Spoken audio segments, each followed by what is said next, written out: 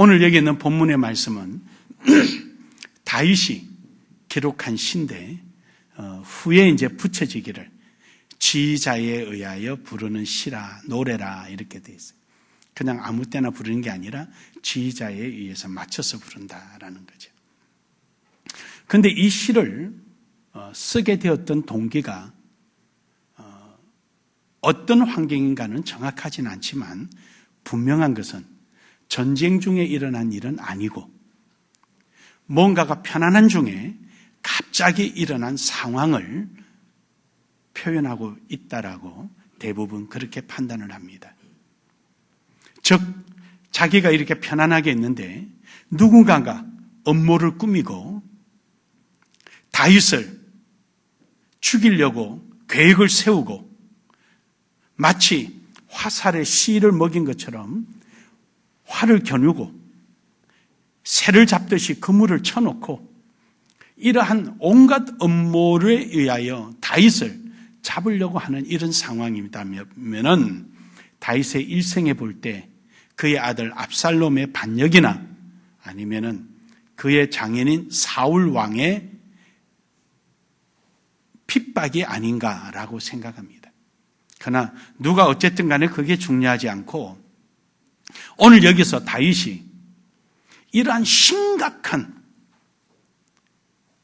핍박과 또 환경으로부터 그가 어떻게 대처를 하며 어떻게 하여서 신앙의 날개를 활짝 펴서 하나님께서 그에게 약속하신 바 온 이스라엘의 왕이 되고 성군이 되고 하나님 마음에 합한 자로서의 삶을 살아가는가를 우리에게 말씀해 주고 있는 것입니다. 이 말씀을 통하여서 오늘 여러분과 저도 이 신앙의 날개를 활짝 펴서 하나님께서 우리에게 허락해 주신 그 소망을 향하여 우리가 비상하며 나아갈 수 있기를 주의 이름으로 축복합니다. 축복합니다. 우리 서로 한번 인사합시다. 비상의 날개를 펴시다. 비상의 날개를 펴시다. 오늘 여기 본문 말씀은 비상의 날개를 펴는 것은 딱 한 가지입니다. 뭐 몇 가지도 아닙니다. 딱 한 가지입니다. 그게 뭐냐면은 우리에게는 수없는 갈등이 우리에게 옵니다. 이런 갈등, 저런 갈등. 우리는 그 갈등을 때로는 순간, 때로는 장고를 통해서 그 갈등을 우리는 어쩔 수 없이 선택해야 합니다. 물론 그 선택 이후에 책임은 내가 져야 하는 것이죠. 그리고 직접적으로 그에 따르는 결과는 고스란히 심적이든 육체적이든 내게 영향을 끼칠 수밖에 없습니다. 오늘 여기 다윗도 그러한 갈등에 놓이게 됩니다. 하지만 다윗은 가감하게 그것을 잘라버리는데 어떤 갈등이냐? 신앙과 현실이라는 갈등 속에 놓이게 됩니다. 다윗이 많은 시험과 고난을 당하고 있을 때 다윗 자신을 한 마리 새로 비유합니다. 그리고는 다윗을 잡으려고 하는 원수를 활과 화살로 비유하며 그물로 비유합니다. 참으로 다윗 자신은 활이나 화살 앞에 새를 잡는 그물 앞에서의 한 마리 새는 지극히 미약하고 무능력하고 누가 보아도 보잘것없는 존재입니다. 그래서 사람들이 말을 합니다. 야, 현실적으로 보아라. 네가 저 화살을 피할 수 있겠느냐? 네가 저 그물을 피할 수 있겠느냐? 너는 빨리 저 산으로 도망해라. 저 산에 가서 바위 틈에 숨어라. 저 산에 가서 숨어 있어라. 화살이 닿지 않도록 화살을 쏘더라도 화살이 그 방패가 되도록 너는 저 산으로 숨어라. 바위 틈에 숨어 있으면 그물을 아무리 치더라도 바위 틈 사이로 도망갈 길이 있으니 너는 저 산으로 숨어라. 옆에서 다윗을 염려해주고 다윗을 사랑하는 사람들이, 다윗과 친분이 있는 사람들이 염려되어서 다윗에게 주문을 합니다. 빨리 산으로 도망가라. 저들이 화살을 겨누고 있지 않느냐, 그물을 펴고 있지 않느냐, 빨리 도망가라, 도망가라 그럽니다. 그렇습니다. 여러분, 우리가 살다 보면은 여러 가지가 그럴 수가 있습니다. 어떤 문제가 발생되면은 이 문제를 어떻게 풀어갈까? 내가 스스로 되지 않을 때는 주변에 친한 사람, 내가 평소에 신뢰할 만한 사람들이 조언해 주는 방법을 따라서 우리는 쉽게 선택하기도 합니다. 저는 제 나름대로 뭔가 개념 정리를 해놓고 저는 삽니다. 제가 좀 복잡한 사람이에요. 그러다 보니까 중학교 때부터 그렇게 살다 보니까 그게 그냥 제 생활이 됐어요. 하나님의 뜻이냐 내 욕심이냐 판단은 하나님의 내가 하고자 하는 일이 안 됐을 때 조금도 창피하지 않으면 하나님 뜻이다. 창피하면 내 욕심이다. 저는 그렇게 정리를 내려놓고 사는 거예요. 또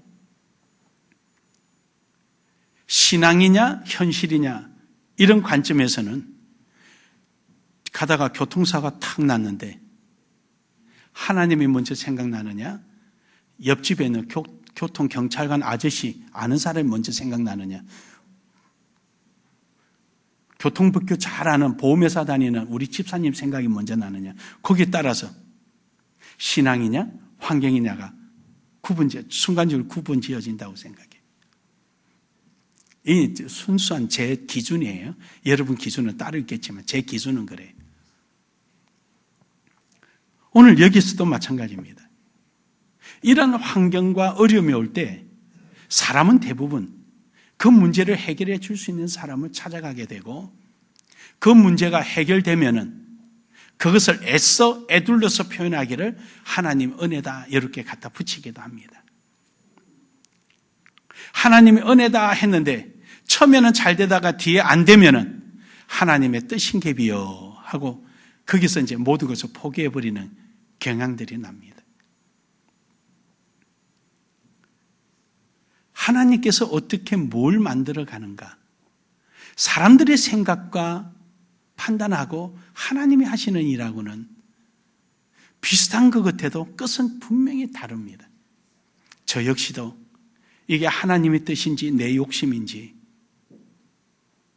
저를 판단하도록 요구하는 일들이 수없이 많이 생깁니다.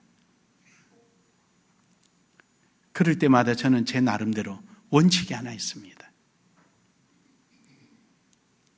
하나님의 말씀에 입각해서 또는 하나님께서 내 마음에 확신을 주실 때까지 움직이지를 않습니다. 기도만 합니다.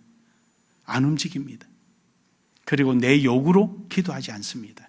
예를 들어서 이게 내가 보기 참 좋은데 그냥 이거 하나님이 내가 사라고 하시는가 사지 말라고 하시는가 쉽게 말해서 이렇게 기도한다면 하나님 이거 살까요? 이거 사면 이게 내가 그때 갖고 싶었던 건데 내 욕심은 눈꽃만큼도 기도에 섞지를 않습니다.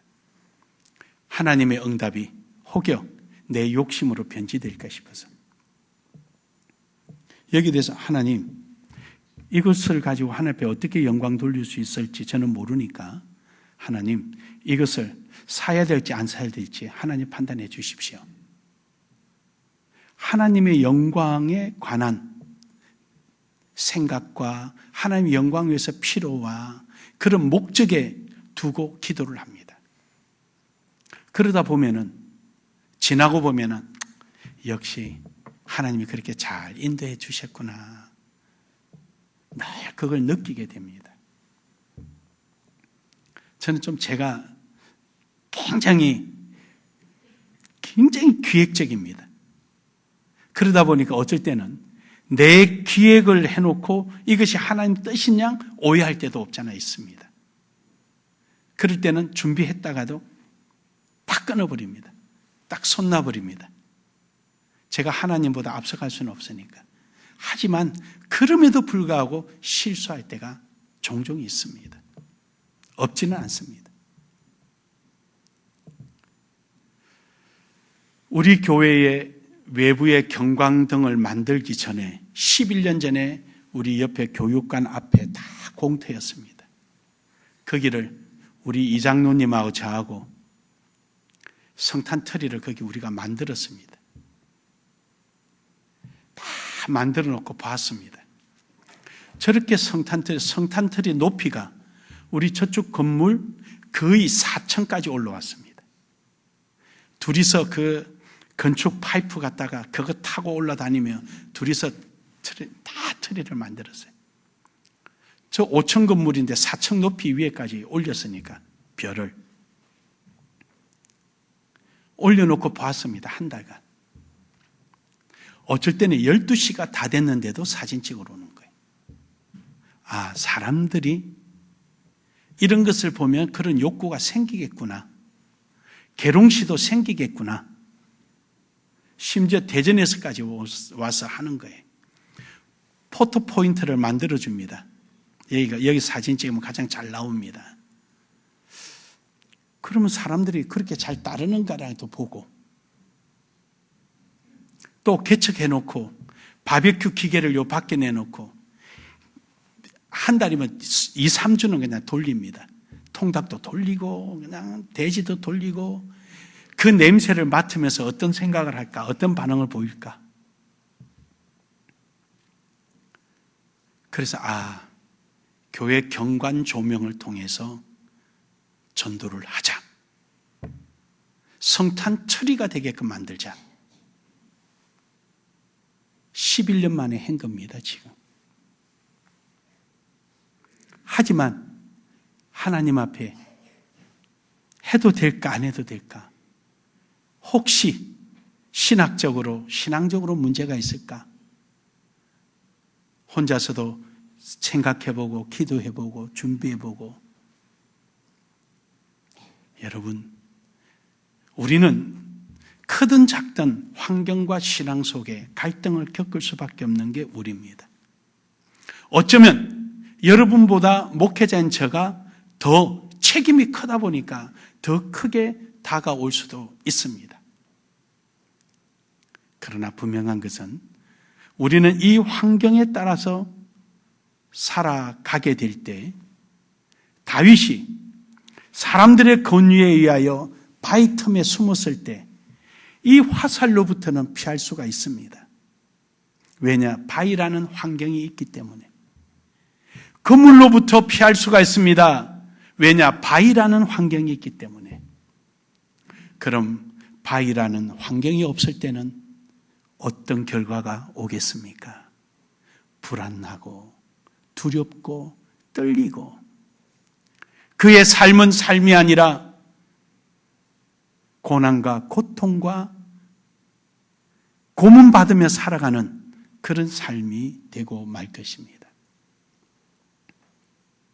순간은 피해갈 수 있을지 몰라도 영원토록 피해갈 수는 없다는 것입니다.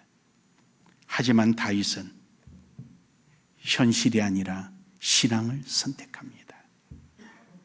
사람들이 빨리 산으로 도망가라 하니까 나로 하여금 산으로 도망가라 함이 무슨 말이냐? 왜 나를 산으로 도망가라 하냐? 그 이유는 악인들이 활을 당기고 있기 때문에 도망가라는 겁니다. 그런데 다윗은 그럽니다. 내가 여호와께 피하였거늘 이미 피하고 있는 겁니다.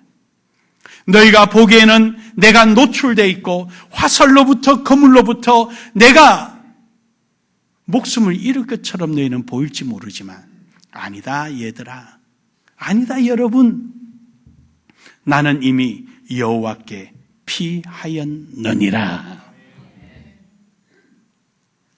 내가 언제 그동안에 사울을 피하여 도망 다닐 때 그 많은 고통과 고난 속에 피난길에 있어서 변변한 군대가 있어서 피했느냐? 환경이 좋아서 피했느냐? 아니다. 하나님이 나를 피하게 해주셨다. 내가 시편 17편 8절에서 여호와의 눈동자같이 나를 지켜 주시옵소서라고 부르짖을 때 그 부르짖은 대로 하나님은 응답해 주셨다. 뿐만 아니라 시편 57편 1절에 보면은 우리 여호와는 암탉이 병아리를 품은처럼 나를 항상 그 광야에서나 노출된 곳이나 어느 곳이나 나를 품어서 나를 지켜주셨다.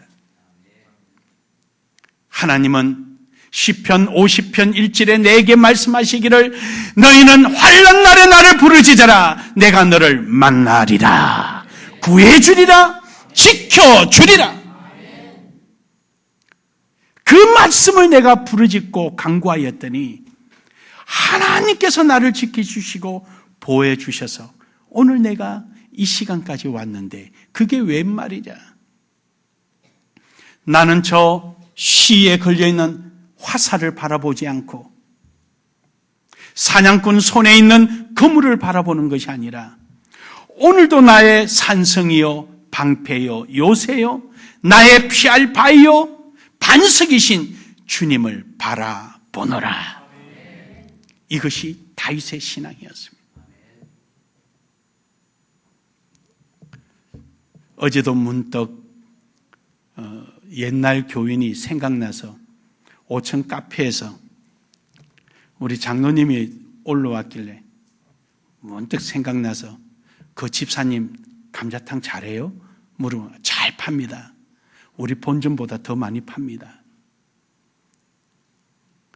그럼 한 달에 한 2천 가져가나? 아유, 3천까지도 가져갈걸요. 사람 안 두고 악착같이 거기서 장사하는데 못 가져가도 2천은 넘어 가져가고 3천 가까이도 가져갈 겁니다. 순수익이 그렇다면 한 달에. 제 머릿속에 뭔가 싹 지나가는 거예요. 그 집사님이 여자 집사님이 천안에서 신앙생활할 때 우리 교회 집사님인데 썩 신앙이 그렇게 썩 좋지는 안 했을 거예요. 그분 감자탕에서 일하느라고 이 방송을 못 볼 거예요. 그래서 내가 마음도 가네. 신앙이 썩 좋지는 않았어요. 그 이제 여기 와서 저 교회 건물 짓고 1년 만에 다시 이걸 지으면서 은행 부채가 좀 컸습니다. 근데 이제 그때 새로 들어온 교인들 중에 안수 집사라는 분들이 목사님, 교회 빚을 공개 좀 하십시오. 하도 그러길래 불러 모아놓고 공개를 했습니다. 했더니 교회 빚만 타고 다 나가버렸어요. 근데 그 소식이 어떻게 그 집사님 귀에 들어갔던 모양이에요. 그 집사님이 자기 아파트가 자기 이름으로 되어 있는데 그 아파트를 담보를 해서 1억 5천을 돈 빌려달라고 해본 적도 없는데 1억 5천을 갖다 준 거예요. 쓰고 은행 이자에 이자만 넣어주라고.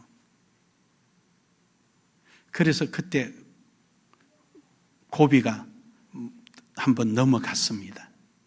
그게 처음이자 마지막 고비였어요. 그 1억 5천을 주는 바람에 어떻게 잘 문제가 해결돼서 끝났습니다. 그러고 나서 도와줄 게 아무것도 없잖아요. 한번 권해봤어요. 집사님, 감자탕 한번 해보시지 그래요. 아이고 목사님, 나는 식당 해본 적이 없어요. 해본 일이 없더라도 한번 해봐라고. 그리고 장로님이 그때 그 일이 고마워서 도와주고 했더니 지금 그렇게 돼버린 거예요. 그래서 어제 카페에 있는데 문득 그 집사님이 이제 이름은 제가 잘 기억 안 나고 최 집사라는 것밖에 기억이 안 나요. 그 이제 오늘 아침에도 어딘가 이야기하다 이제 그 최경자 이름을 또 사모님이 이야기해서 그렇지 최경자지 그랬는데 문득 생각이 나는 거예요. 그래, 하나님은 그런 분이시지. 하나님은. 오늘 여러분 7절을 한번 읽어볼까요? 7절 다 같이 시작. 여호와는 어루우사 어려운 일을 좋아하시나니 정직한 자는 그의 얼굴을 배우리로다. 화살을 시에 걸어놓고 잡아당기고 거물을 던질 때 그걸 피하기 위해서 산으로 날아가서 환경 속에 숨어버리면은 화살을 피할 수 있고 거물을 피할 수는 있습니다. 그런데 문제는 그곳에 하나님의 은혜는 없습니다. 하나님의 기적은 못 봅니다. 그런데 다윗처럼 환경을 택하지 않고 신앙을 택하다 보니까 험한 벌판에서도 화살을 이겨낼 수 있고 거물 속에서도 피할 수가 있고 어떤 환경 속에서도 하나님께서 기적적으로 보호하시고 지키셔서 이스라엘의 왕으로 세우시는 이러한 놀라운 은혜를 체험하게 되는 줄로 믿습니다. 기적을 체험할 사람은 기적이 일어날 자리로 가야 합니다. 그래야 기적을 누리게 되는 것입니다. 하나님의 은혜를 체험할 사람은 하나님의 은혜가 있는 곳으로 가야 합니다. 그 속에 하나님의 은혜가 있는 것입니다. 그 집사님은 많은 사람들이 빚이 있어서 안 된다라고 하고 교회를 떠나는데 우리 교회에 나오지도 않는 저 천안에 있는 사람이 집을 담보해서 주고 갔으니 그 삶 속에 하나님의 은혜가 저렇게 체험이 되고 있는 거예요. 명절마다 좀 죄송해요. 100만 원짜리 홍삼 세트를 꼭 장로님과 저하고 보내와요. 그 받아 먹은 것만 해도 벌써 한 7, 8, 10차례 넘어 받아 먹었으니까 아마 꽤 되겠지요. 자기는 고맙다고 보내고 우리는 그때가 너무 고마운 거예요. 그때가.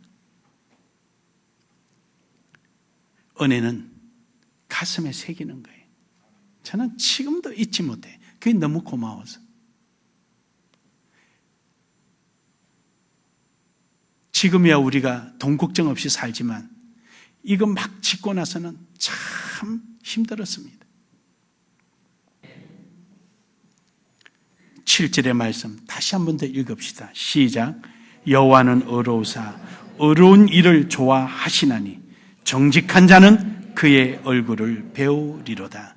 여러분의 삶 속에 신앙을 향해 택한 여러분에게 불평불만이 아니라 순종을 택하고 환경이 아니라 신앙을 택하고 불순종이 아니라 믿음을 택한 여러분에게 하나님의 이러한 얼굴이 은혜의 손길이 여러분과 함께하기를 주의 이름으로 축복합니다.